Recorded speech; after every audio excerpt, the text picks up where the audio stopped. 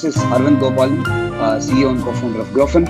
Welcome to our series, The Cash Heroes, the place where global finance execs can talk, learn, share, and get insights on fast-growing B2B environment, on cash flows, finance, and topics related to it. Today, we're going to talk about order to cash, and in particular, streamlining order to cash in a fast-growing environment. Right? We've seen, we've spoken about this enough in the past, but we felt there is not enough information out there which helps people understand and how to set it up in a fast-growing space, right? In a fast-growing startup and a SaaS environment. And that's why we have Naga today from Airmeet with us. Naga leads finance and legal at Airmeet and is in the midst of action in a fast-growing startup environment with a lot of global customers acquiring day in, day out. Right? Naga is also an avid speaker. He has spoken, about multiple topics on the rise of SaaS, AI, and its impact on finance and finance professionals in multiple forums. So welcome, Naga, to the show. Thanks. Thank you for having me. It's a pleasure to be here. Amazing. So with that said, we'll get into the topic today. We have multiple sections of themes of topic that we want to questions that we want to talk about. First, we'll start off with particularly about order to cash process, right? Particularly on the process part, where what according to you would be like an ideal order to cash process for a fast growing environment? It changes over time. We understand that. What do you think would be ideal or close to ideal in a fast growing setup?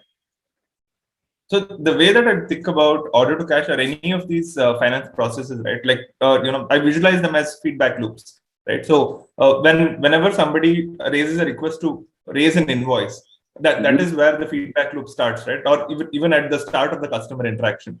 And essentially, the moment you sign the contract and get the cash back is the end of that particular feedback loop.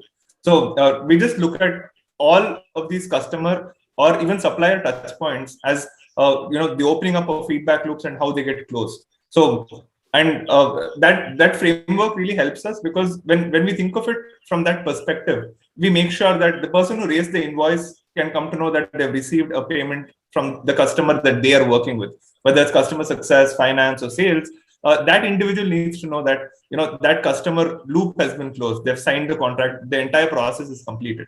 So that's how we broadly think of any kind of financial process. And what we work on is figuring out how can finance get into the picture and figure out how can we complete the feedback loop or facilitate it in such a way that you have the kind of informational scaffolding in place when it's handled by multiple different teams, or you don't have like a really mature tech stack per se. Makes sense. I mean, from first principles, I think it makes sense that, it's closing of the loop, the pass on of data from each stakeholder and each stage of the process. That really makes sense. But, if I try to understand, there is no one size fits all, right? In a process like this, you have different revenue models, you have different revenue streams, and then there is nuances towards how you approach, your order to cash process in general, right? Once you close a deal till the cash in the back. So can you, from your experience at Airmeet, can you give us some examples and anecdotes of, cases that you've seen? How have you structured, and what is your 80-20 rule, look like when you're prioritizing your O2C? Yeah, sure. So the 80-20 rule when it comes to prioritizing our O2C is that, again, first of all, one of the main reasons startups fail is because they run out of cash, right? And the best sources of cash is cash from our customers, which is why this is such an important topic. We always, by the time it's the 15th of the month, right, we start following up with all open invoices that are there on our books. And, typically organizations take two approaches. It's either a centralized approach where finance or revenue operations take control of the entire, raising the invoices and following up with the customers, or you can take a decentralized approach where the sales reps directly raise the invoices and they follow, right? So what's important and what we need to ensure is that regardless of whether you're taking a centralized approach or a decentralized approach, coming back to my previous point, that the respective stakeholders are informed that their customers has paid or not paid so that we can follow up with them or stop their service. And B, you never give your services to anybody if they are not paying, right? And that's how the product this needs to be set up, given especially in a SaaS context. Unless you have like a customer contract where you have, and they're like an enterprise customer and somebody who always requires like a 30 to 45 days kind of payment term. But that the first point that we'll need to make sure that our stakeholders understand is that the moment you give access to the tool or the platform, you kind of start losing leverage.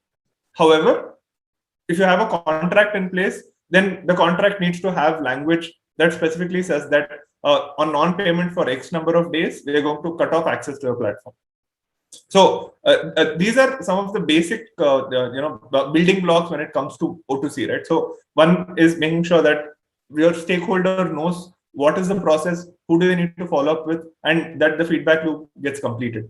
Second, you enter into a contract with your customer, and after the contract, the invoice that is getting raised needs to reconcile and specifically align with what is the contract. And the third thing is that the contract needs to carry specific language that spells out what is the payment term being afforded to your customer and what will happen in case those payment terms are not adhered to. A lot of people say, oh, it's a legal contract. No, you can sue them. You can do this, you can do that. But practically, it's not possible, right? If you have like 1,000 customers and none of them are paying, are you going to send legal notices to like 1,000 customers? It's not something that is practically planned. We also need to understand that if you're working in like other jurisdictions that are outside of India, legal costs are extremely high, right? So unless you have ACVs of a few $1 million, chasing somebody and asking them to make payments just because they signed a contract doesn't really make sense. So these are some of the basic things that we'll need to keep in mind, and that will take an organization a really long way. Because this way that you'll make sure that your cash is hitting the bank, and the people who have raised the invoices are being followed up with whenever money doesn't come on like a 7, 14, 30, whatever predefined period of time. Makes sense. True. I mean, very interesting when you said that, there is at the start where there's two approaches we can take. Either it's a centralized approach where the entire O2C comes to the finance team and the revenue operations team's purview, or there's a decentralized approach where multiple stakeholders can get involved in the entire process, including the sales team and the customer success team, etc., to collect, to be part of the process. Which leads me to the next question, and a follow up of that as well, which is, when do you think this is more for founders and first time? First finance hire in a startup, right? When do you think that founders or finance team should consider streamlining and putting up a order to cash process and basically educating people that this is how the process should look like, right? And what it takes, when should people start considering it, right? Naturally, in an early stage startup, everything is about growth, right? It's about revenue. First, streamlining your revenue process, then your revenue to cash process comes in. When is an ideal time to start thinking about it? And how should they think about it, and how does the change happen over and evolve over time as well? So I'm a very conservative person, right? So my answer has a very conservative bias. So having said that, I feel like from the first day, right? From the first day you start raising your first invoice, you need everyone to be on the same page in terms of what are the payment terms, what happens if they don't pay, how much lenience you're going to give them, what are the contract, and how are things supposed to look like. Because what is going to happen is that you can start doing all of this manually without having like a formal system in place, but getting all of the stakeholders on the same page in terms of this is how we do work and this is how you need to engage with us becomes very critical. Because otherwise what's going to happen is that as you scale and as you get more and more customers, while your revenue is growing, your problems are also compounding, right? And these are skeletons that are there in your closet. So if you don't maintain like a clean AR book, that is just like a due diligence disaster that is waiting to happen, right? Then somebody is just going to come review your books and say, oh, you told me your revenue is $2 million, but out of that 1 million is not even recognized, and the customers are not using the product. So basically, you just you lie to us, and your revenue is actually like $1 million, but you're telling me that it's $2 million, right? That is a basic problem that we're trying to address. So from day one, at least make sure that we get everybody on the same page in terms of you need to sign a contract. This is the process to get an invoice raised, and these are the kind of follow-ups that will go. It's okay to do all of this manually, but the in principle buy-in of the respective stakeholders, whether it's your head of growth, the founders, the finance team, whether they have one or not, and revenue operations is very, very important.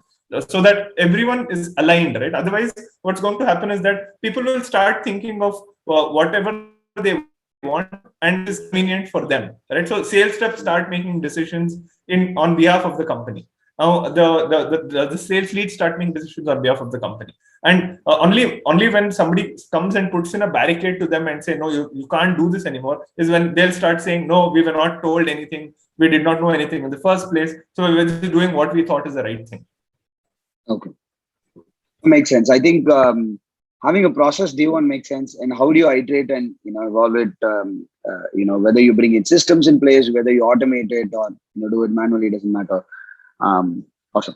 So I mean, this practically leads me to the next question, which is particularly around, since you mentioned that each stakeholder needs to be aware of the process from day one, right?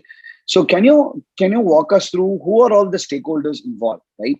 And how does, from the start of the process, who are all the stakeholders involved, in your early days, and how those stakeholders involved in the process have grown over time as well, and what does typical workflows or handoffs happen between them, right? And what is their responsibility? What do you expect of them to do while performing a particular O2C workflow, right? Whether it be capturing the data or collecting and putting the data in a certain place, etc., etc. Sure. See, the first thing is that let's answer these questions from both the centralized approach and decentralized approach, right?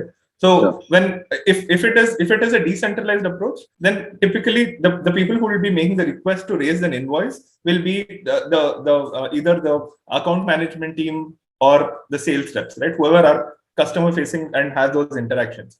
Now they can either raise that request to raise an invoice either to the finance team or to the revenue operations team, or they can have an option to generate an invoice by themselves if their CRMs are sophisticated enough. If somebody is running a Salesforce and that is linked to a subscription management tool, they can raise a request to generate an invoice or a quote by themselves. But if that sophistication is not there, those functions will be taken over either by the finance team or the revenue operations team. Now, once either of these teams raise an invoice, now there will be like a list of requirements that they will need to fill in. It will be like, who's the customer, what is their address, where are they located, what's the duration of the subscription, what type of product are they buying, and all the respective product nuances. And mostly all of this information is available in the contract, right? So they fill up all of this information, upload the contract, and the respective team then raises an invoice and sends that to the customer. Now, when they're sending this invoice to the customer, here again there can be two approaches that are taken. One approach is that you always raise a final invoice as since you've already got a signed contract, and you can follow up with the customer for the payment, right? The second approach is to say that I always need money in the bank in order for me to initiate your subscription process. If you don't pay me, you will not start your subscription. So again, there are two approaches that can be taken. Now, if you take approach number 2, where we say that if you don't pay me, we are unable to start your subscription, it will lead to either your customers having friction in terms of if their payment processes are longer, how would they need to be addressed, etc. But in case you're not doing that, in case you're just raising an invoice, in that case, then the follow-up responsibility will then go back to a finance person who will be responsible or overseeing AR, as well as the original person who raised the request in the first place, right? Whether it's the sales rep or the account management team member. So, and that's the feedback loop. And let's say if they didn't get the payment after 7, 10, 20 days, we ask them and we go back to them and say, hey, why is this payment not received? Or if the payment is received, they need to get a notification either on Slack or an email summary or some way to get that information that there is 10 invoices. Out of that 10 invoices, 8 of them are paid and then 2 of them are not paid. So this is typically like the workflow that would be there, and I don't think it will change significantly as you grow, right? What the couple of things that will change is let's say the number of fields that you have to fill in when you're requesting for an invoice, the tool on which you're requesting for an invoice, or whether the invoice is getting auto-generated on a Salesforce or a Zuora or whatever it is, and the end stakeholder. But keeping in mind that framework of a feedback loop and every invoice being an open loop that needs closure will help people think about this in a more structured manner. And once the cash hits the bank, that's when that feedback loop gets completed. And in addition to that, what is also like a good practice is to maintain all of your customer contracts in a particular location, right? So depending on your ACV values, if you have small ACVs, you'll have a lot of customers. If you have a lot of customers, then you end up having like a lot of customer contracts. Now, maintaining that and keeping a track of it is also important.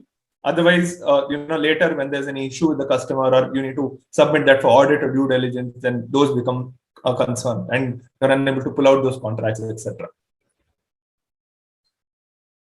Awesome. I think, be it, as you mentioned, be it, centralized or decentralized, how the core principle is how everything is in loop and how the data flows between these different systems. It's just that, the stakeholders involved, that's different for these two different approaches. It makes sense.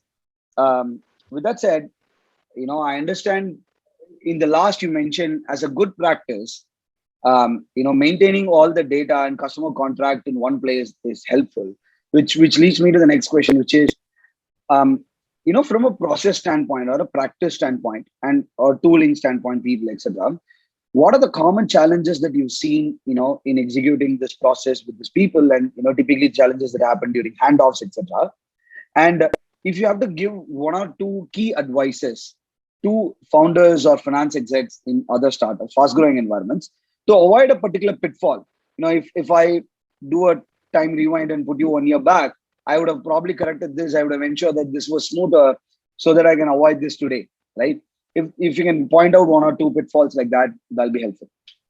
The first and the biggest thing that I would suggest is be on top of your product catalog, right? Make sure that you know what are the products you're offering, how are they priced, and what are the discounts that are okay to be given on that product, right? And so essentially you'll need some kind of like a discount matrix, right, which says an AE has the approval to discount, let's say, up to X%. The regional lead has up to Y%. Your head of GTM up to Z%. So that is important. Otherwise, people start selling at any price point that they want, right? Because salespeople tend to be more focused in terms of just getting the money, getting the invoices raised, but they might not be worried about, let's say, like a gross margin or overall profitability of the product. So that is something to be worried about. So having a strong handle on your product catalog will go a phenomenal way in terms of having clarity for the organization overall, right? Then you know what are the products you're selling, what's the price point you're selling at, what are the areas that you can flex and what are the areas that you cannot flex, and who has that ability to flex, and who's the person that you need approval if you want somebody to have flexibility more than what is defined. I would say that would be like the largest thing. And especially if you're selling a SaaS product, we'll need to make sure that all invoices are always raised as a subscription, whether you're on Stripe or whether you're on ChargeBee or whether you're on Zuora. All these invoicing tools provide you the opportunity to raise an invoice as a subscription as against a one-time invoice. So most people start off with, let's say, Stripe because it's so ubiquitous and it has awesome APIs to integrate with other platforms. So there are also some common mistakes people do is that they raise these invoices as one time. So let's say if I'm invoicing a customer every month, then there's a lot of load on your, whoever is responsible for raising the invoice, that they'll need to keep in mind and keep raising a new invoice every month, right? And that has kind of like a cascading effect because then you're unable to track churn, you're unable to track your MRR bridge, you're unable to figure out. So it's always important to have your product catalog in place. And if you're in a SaaS business, always raise your invoices as subscriptions and never as like one-time invoice, so that it can either, whenever you're migrating to like a larger subscription management tool, this data can be ingested. And also you can get your KPIs out of the box when you connect it to like a revenue tool, like a ChartMogul or whatever it is.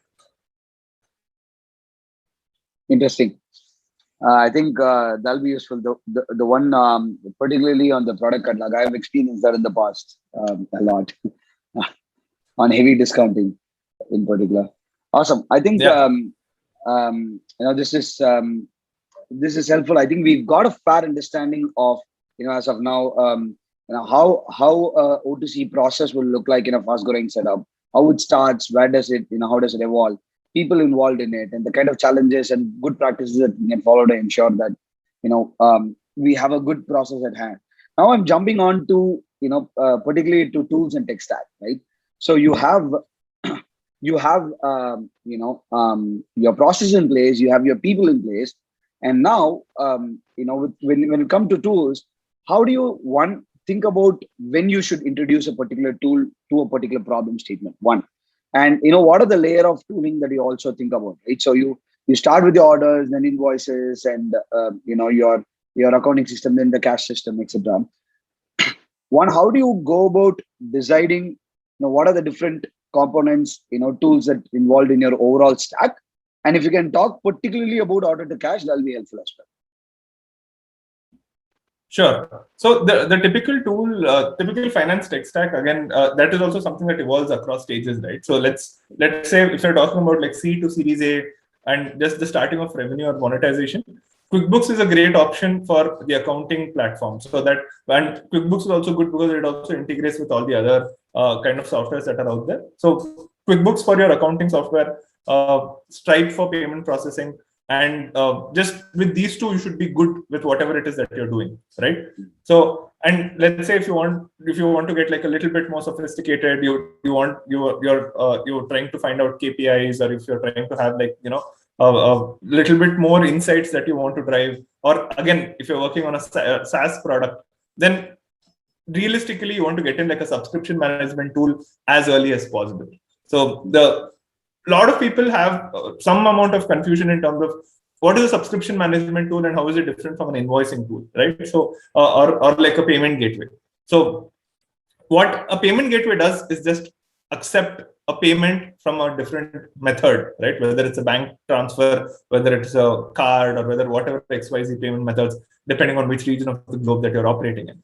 A billing system is one on top of the payment method where you're able to send like an invoice to your customer, and which allows the customer to have the ability to pay. Now, if I'm talking about Stripe, Stripe does payment processing, or Stripe also has invoicing.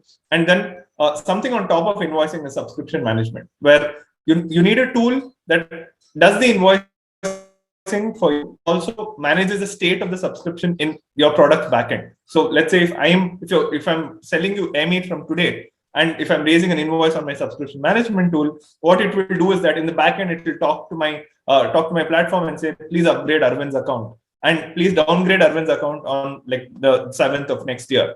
And it will send you a reminder when it's time for renewal. It will keep a track of how many registrations you've consumed, or what are the other different customer touch points, right? So you have a payment processor, invoicing tool, a subscription management tool, and on top of everything is the CRM. Right. So the way you structure and organize your CRM, again, is going to go a long way. First, in terms of keeping everyone together, and also making sure that everyone has like the right visibility of your customers. So the entire funnel in terms of who your customers are, how they're coming back, what their behavior patterns are, should be captured on your CRM. Your CRM should talk to your subscription management tool, to your accounting tool, and that typically would be like an ideal finance tech stack. What will typically happen is that a company will invest in a CRM. The CRM will not be properly configured. So depending on how every region, they will configure the CRM their own way. So you will not have like consolidated reporting. So there'll be somebody who is extracting these reports out, consolidating them on an Excel, and submitting them to different people. And those now is where you come to those points of failure, right? Because you're not consolidating data in a single place. You don't have a single revenue proof of truth, right? So you don't have one place which is like the truth for revenue or the truth for customers, which is why thinking about all of these things and how they interact together becomes very important, so that you don't have to keep going back and forth with your different stakeholders and say, hey, revenue is like, we had like $1 million in revenue this month. And that guy's like, hey, I thought it was like $1.5 million. And what is the problem? And then you realize that, the way it was invoiced, or what happened, or whether it came in on the last day of the month, or there's a time zone difference, or what is the issue that is really causing that difference to arise. Makes sense. I think, when it comes to tech stack, right, and tooling, the flow of data between these different tools is extreme. Right? How do you marry these different tools together, and also marry it along with the process that you have today. Right? That's extremely critical on capturing the data in one place and then getting insights. So typically when in a business systems standpoint, there is they talk about the different layers of systems that you put in. Right? There is a system of record software, as you mentioned. CRM being one of the critical system of record software. QuickBooks, which is an accounting software, being one of the critical system of record.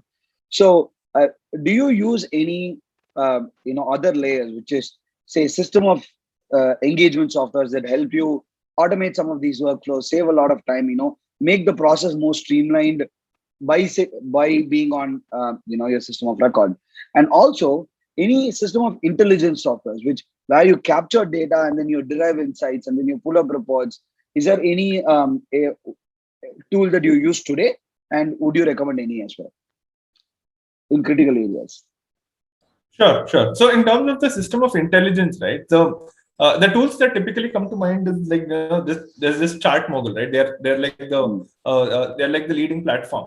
But for your ChartMogul to work well, you need to have configured your invoicing properly. You should have raised those invoices as subscriptions. You should have done all those other things in order for ChartMogul or any data to kind of ingest your software. So the first point, or like the major point of failure, is just at raising the invoice, that you're not raising the invoices itself the right way. And again, depending on the size of your ACVs, this can be like a huge problem for some companies, or this can be like a non-issue for some other companies. And that is where that's where the ACV range for your customer becomes so important, because it impacts the scale of your revenue operations. It impacts the way you analyze your business. It impacts the way you do AR, and it just touches each and every touch point of your entire order to cash cycle or any finance process overall. Okay, absolutely makes sense. I missed the earlier question. Can you just repeat the earlier question that you asked? No, I was asking more along, not just on system of intelligence. Have you also had system of engagement softwares where people can engage, collaborate, and then automate some of the workflows and help you streamline and get that visibility over and above your record softwares? Have you had instances of putting any tool in that regard? Now, obviously, that we're working with you, Arvind, that for us to enable the system of engagement software, right? So we are working with you for implementing Grofin for Airmeet. So that really helps us out, because you don't have to have these conversations on Slack on disparate channels, right? You don't have to worry about different people using their own mode of communication. We can again tell people that if you want to know about your invoices, you want to know about your payment statuses, just come to this one single place, and it is always going to be updated, and you can also reach us there. Great, makes sense. Happy to engage on the front. So one interesting question that I have for you here, right? So this is related to spreadsheet, right? We all love spreadsheets, obviously. I use spreadsheets a lot, right? I've interacted with finance folks love spreadsheet a lot. So I want to understand from you that spreadsheet solves a lot of problems, but from your instance, from a stack tooling standpoint, right? Have you had instances where you've seen people have outgrown spreadsheet in a particular workflow or a process in managing certain process, right? Be it people involved where it becomes super manual, or it becomes the data is not captured in the right fashion where you can have an intelligence layer over it, as you mentioned. So can you talk about when people should consider what is the silver line when should they consider, like, hey, I think you require a dedicated software for this more than a spreadsheet? Yep. See, in startup land, people talk about doing things that don't scale, right? And finance is one of them, because we're always in the back end. Nobody is thinking about us. Nobody's thinking about cash flow. Nobody's thinking about reporting. Everything is just about growth, customer. So that is the way we start, right? And as you start and things start getting out of hand is when you figure out that, okay, you need to consider like a tool or a solution to solve this problem. There, the way that we look at things is that is this a problem that is going to grow linearly, or is this a problem that is going to grow exponentially, right? And how is that tied back to our own growth plans? And let's say if we have like an exponential growth trajectory, then what are the things that we need to do today on the support, the legal, the finance side in order to support that kind of growth, right? And at the end of the day, it's also important to figure out that what are the metrics that we're trying to move, right? So if I'm using a tool and that is making the life of my sales rep easier, even if it is an hour, 2 hours, I expect some kind of benefit because they're able to shave off that portion of time from their sales cycle. Right? That is the value that we see. And it may not be something that will happen today. It can happen 1, 2, 3 months down the line. And it's important for us to keep thinking about it. Because the nature of the work that we do is that the ground on our feet, the ground that we are standing on keeps changing or crumbling or getting rebuilt on like a consistent basis. So it's important that we forecast and figure out, okay, will this process work when I'm at 2x my scale, 5x my scale, 10x my scale? And is it something that I'm able to manage, or is it something that I'm able to cry tears of blood and finish? And for the most part, we end up crying tears of blood, and then only we have like a tool, right? Because that is the nature. We want to understand what are the ins and outs of the tool. What are the things that we want it to do? What are the key failure points? What are the expectations or the outcomes that we want a tool to achieve? So we always end up doing stuff manually, understand the problem so that we have a much clearer understanding in terms of what we want from the tool. But if you don't do that manually, if you don't do that initial processes that don't scale, then you don't really know what you're looking for in your visualized solution, right? And you might just be pigeonholed into whatever your specific vendor is selling you. And the nature of the problem is such that it is just weighing you down, right? So if you have like a ton of customers that you need to follow up with, you don't have a tool, you don't have anything in place. The only thing that is there on the mind is, how do I get this problem out, right? We don't think of a comprehensive review. Nobody engages like a SaaS negotiation provider or somebody to help you figure out what are the alternatives. The thing that we're focused on, unfortunately, is just on how do I take care of my short-term misery. But by little approach, but also thinking that, I'm going to think long term, but I'm also going to do things that don't scale. You're able to have like a much more holistic understanding of the problem that we're trying to solve, and which is the tool that could potentially solve for us, and whether it will scale for us moving forward as we grow. Interesting take. I mean, genuinely interesting take, because you have to fail first to understand where you want and learn how do you want to even look at coming up with a solution to it. That's awesome. That leads me to the next section, the final section, which is more on metrics and how do you measure your overall performance of your process today, right? So can you quickly talk about how does your MIS, what are the key metrics that you think that you need to track today with respect to your O2C process? I understand it's a SaaS business, SaaS, non-SaaS, that's one. And then two, and analyzing your this data on improving your performance, what are the key reports that you generally pull up, and what frequency do you look at it, and then what are the actions that you take? So yeah, those are my two questions here. Sure. So let's start with just the most important metric, right? The most important metric is cash collection. How much cash have we collected this month? And why is it different from the next month? Or why is it different from the previous month? How much is it going to be the next month? Cash is the most important thing. It's the lifeline of any business. And the moment we start talking about cash, right? And the beauty is that the moment you touch upon that as a topic, you're able to kind of cut across the entire organization.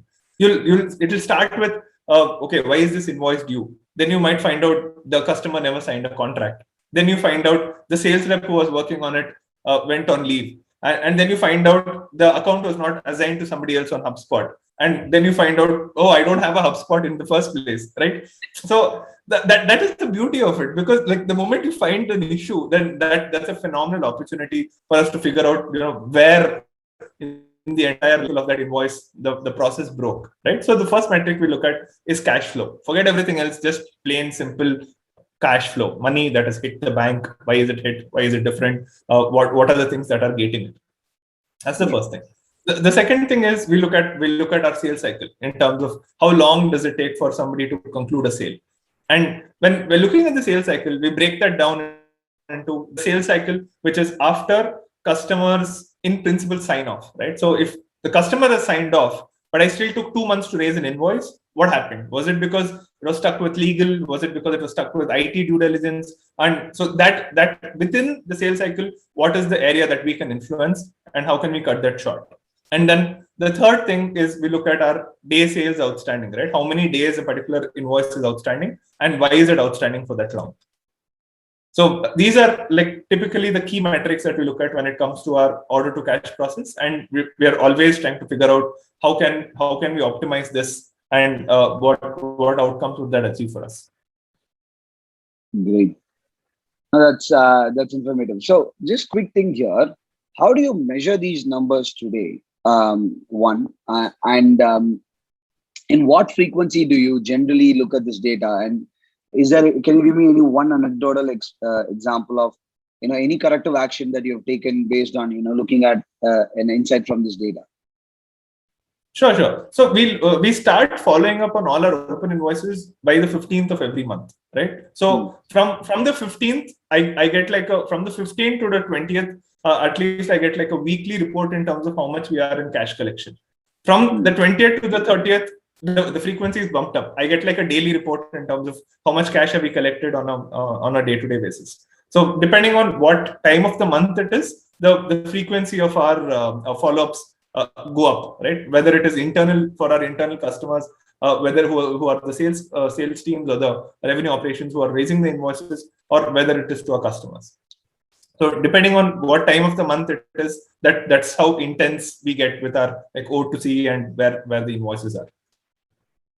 It makes sense. I think very similar journeys and conversations that I've had with parts where I believe that these at the end of the day, as you mentioned, cash basically tracks everything towards and generating insights out of your cash flow impacts your overall business. It's not just understanding finance.